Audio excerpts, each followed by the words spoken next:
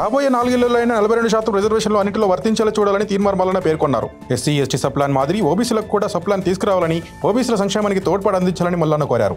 కొందరు పేద ఆర్టిస్టులు జర్నలిస్టుల ముసుగులో ప్రభుత్వాన్ని నిందిస్తున్నారని సీఎం రేవంత్ మండిపడ్డారు. సరైన జర్నలిస్టులు ఎవరో గుర్తించాలి. జర్నలిస్ట్ సంఘాలు వారి లిస్టును మాకు ఇవ్వాలి. ఆ జాబితాలో లేని వారిని క్రిమినల్స్ కింద చూస్తాం. బట్టలోడి తీసుకొడతాం. నాకు చేయమని ఉంది.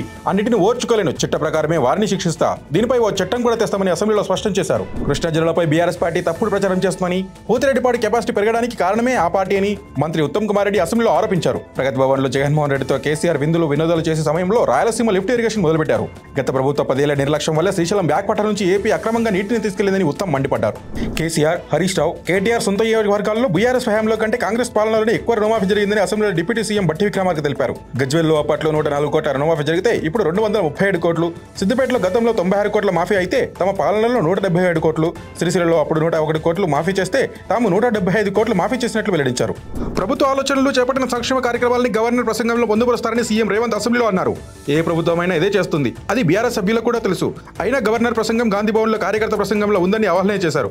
గతంలో మహిళా గవర్నర్ని అవమానించిన చరిత్ర వారిది అని విమర్శించారు. మరోవైపు కేసీఆర్పై సీఎం వ్యాఖ్యలను ఖండిస్తూ బీఆర్ఎస్ సభ్యులు సభ నుంచి వాకౌట్ చేశారు. కాంగ్రెస్ పాలనపై బీఆర్ఎస్ వర్కింగ్ ప్రెసిడెంట్ కేటీఆర్ ట్విట్టర్లో విరుచుకుపడ్డారు. సంపద సృష్టిస్తాం, ప్రజలకు పంచుతామని ప్రగల్భాలు పలికారు. 15 నెలల పాలనలో ఊదు కాలింది లేదు, పీరు లేచింది లేదు. 1,50,000 కోట్లు అప్పు తెచ్చినట్లు ప్రభుత్వం అధికారికంగా ఒప్పుకుంది. రుణమాఫీ, రైతు భరోసా, సాగునీళ్లు, పంటల కొనుగోలు ఏవీ లేవు. కాంగ్రెస్ పాలన దేశ రాజకీయ చరిత్రలోనే మాయన మచ్చ అంటూ ఆయన పేర్కొన్నారు. బీఆర్ఎస్ ఎమ్మెల్యే పల్లా రాజేశ్వరరెడ్డి ప్రభుత్వంపై అసెంబ్లీలో మండిపడ్డారు. రుణమాఫీని నిర్లక్ష్యం చేస్తుందని ఆరోపించారు. బట్టి గారికి సవాలు చేస్తున్నా, నా నియోజకవర్గంలో ఉన్న 127 గ్రామాల్లో ఏదైనా ఒక ఊరికి వెళ్దాం. అక్కడ 100% రుణమాఫీ చేసినట్లు మీరు నిరూపిస్తే నా ముక్కు నేలకు రాసి పదవికి రాజీనామా చేస్తారని స్పష్టం చేశారు. కాంగ్రెస్ అహంకారంతో వ్యవహరిస్తుందంటూ ఆగ్రహం వ్యక్తం చేశారు.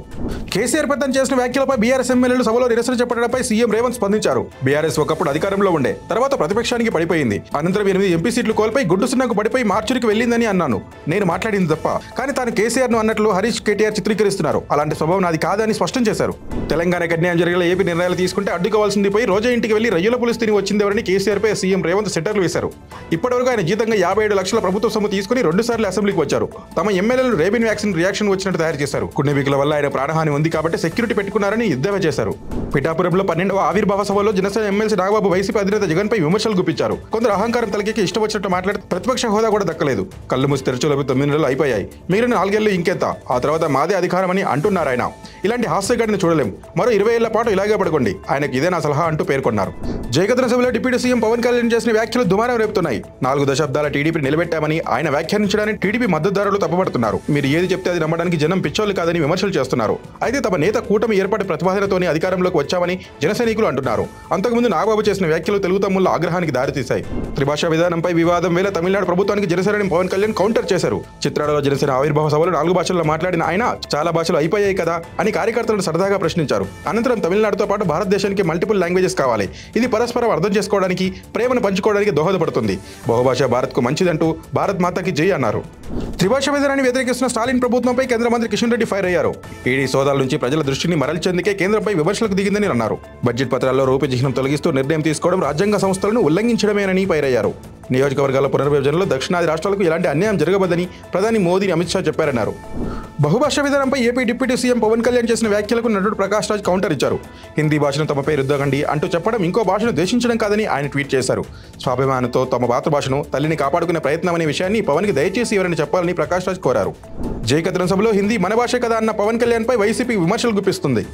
అప్పట్లో హిందీ గో బ్యాక్ అనే పేపర్ ఆర్టికల్ను పవన్ ట్వీట్ చేయడానికి గుర్తు చేస్తుంది. ఆ ఆర్టికల్పై స్పందించిన ఆయన నార్త్ ఇండియా రాజకీయ నేతలు మన దేశ సాంస్కృతిక వైవిధ్యాన్ని అర్థం చేసుకుని గౌరవించాలని రాసుకొచ్చారు. మరి ఇప్పుడేమో జనసేనకి హిందీపై ప్రేమ పుట్టుకొచ్చిందంటూ ప్రశ్నలు సంధిస్తోంది. తన తండ్రి వైఎస్ వివేక హత్య జరిగి 6 ఏళ్లైన నిందితులందరూ బయట తిరుగుతున్నారని వైఎస్ సునీత ఆవేదన వ్యక్తం చేశారు. నాన్న హత్యకు ఇప్పటివరకు న్యాయం జరగలేదు.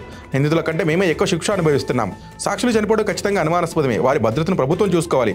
ఎప్పటికైనా న్యాయం జరుగుతుందని, సిబిఐ మళ్లీ విచారణ మొదలు పెడుతుందని ఆశిస్తున్నాం. న్యాయ పోరాటాన్ని కొనసాగిస్తామని ఆమె పేర్కొన్నారు. చదువుకోవడానికి F1 వీసాతో యూఎస్కి వెళ్లిన PhD స్టూడెంట్ రజనీ శ్రీనివాస్ తనంతట తానే దేశాన్ని వేయడం చర్చకు దారితీసింది. కొలంబియా యూనివర్సిటీలో ఉగ్రవాద సంస్థ హమాస్కు మద్దతుగా ప్రోగ్రాంలో పాల్గొంది. దీంతో మార్చి 5న DHS ఆమెను వీసాను రద్దు చేసింది. దీంతో ఆమె గుట్టుచప్పుడు కాకుండా మార్చి 11న CBP హోమ్ యాప్ ద్వారా స్వీయ బహిష్కరణకు పాల్పడింది. ఇండియన్ స్టూడెంట్స్కు ఆమె చెడ్డ పేరు తెచ్చిందంటూ సోషల్ మీడియాలో విమర్శలు వస్తున్నాయి. ENGAలో ప్రతిసారి జమ్మూ కాశ్మీర్ గురించి ప్రస్తావించడం పాకిస్తాన్కి అలవాటుగా మారిందని ఈఎన్లో భారత్ అంబాసిడర్ హరీష్ అన్నారు. ఎన్నిసార్లు ప్రస్తావించిన వారి సీమాంతర ఉగ్రవాద అలవాటును సమర్థించుకోవాలని విమర్శించారు. JK ఇప్పటికీ భారత్లో అంతర్భాగమని స్పష్టం చేశారు. అమెరికా అధ్యక్షుడు ట్రంప్ మరో సంచలన నిర్ణయం తీసుకున్నట్టు తెలుస్తోంది. 41 దేశాలకు పైగా ప్రజలకు ప్రయాణ ఆంక్షలు విధించాలని ఆయన భావిస్తున్నట్లు రాయిటర్స్ వార్తా సంస్థ తెలిపింది. దాని ప్రకారం ఆఫ్ఘాన్, పాకిస్తాన్, భూటాన్, మయన్మార్ వంటి అనేక దేశాలు ఆ జాబితాలో ఉన్నాయి. అయితే దీనిపై ఇంకా పూర్తిస్థాయి ఆమోదం రాలేదని, జాబితాలో స్వల్ప మార్పులు ఉండొచ్చని శ్వేతసౌధ వర్గాలు తెలిపినట్లు రాయిటర్స్ పేర్కొంది. అంతరిక్ష కేంద్రంలో చిక్కుకున్న అమెరికా వ్యామోగములు సునీతా విలియమ్స్ విల్మోండ్ తీసుకొచ్చేందుకు ఫాల్కన్ 9 నింగిలోకి దూసుకెళ్లింది. ఎలాన్ మస్క్ కు చెందిన స్పేస్ ఎక్స్ సంస్థ కెనడీ స్పేస్ సెంటర్ నుంచి తెల్లవారుజామున 4:30 విజయవంతంగా ప్రయోగం చేపట్టింది. ఫాల్కన్ 9లో 4 వ్యామోగములు అంతరిక్షంలోకి వెళ్లారు. 9 నెలలుగా అక్కడే ఉండిపోయిన సునీత విల్మోర్ను వారితో కలిసి మరికొద్ది రోజుల్లో భూమిపైకి తీసుకురానున్నారు. నిన్న భారీగా పెరిగిన బంగారం ధరలు నేడు స్వల్పంగా తగ్గాయి. హైదరాబాద్లో 24 క్యారెట్ల 10 గ్రాముల పసిడి ధర ₹110 తగ్గి 89,670 వద్ద కొనసాగుతోంది. ఇక 22 క్యారెట్ల 10 గ్రాముల గోల్డ్ ధర ₹100 తగ్గి 82,200కు చేరింది.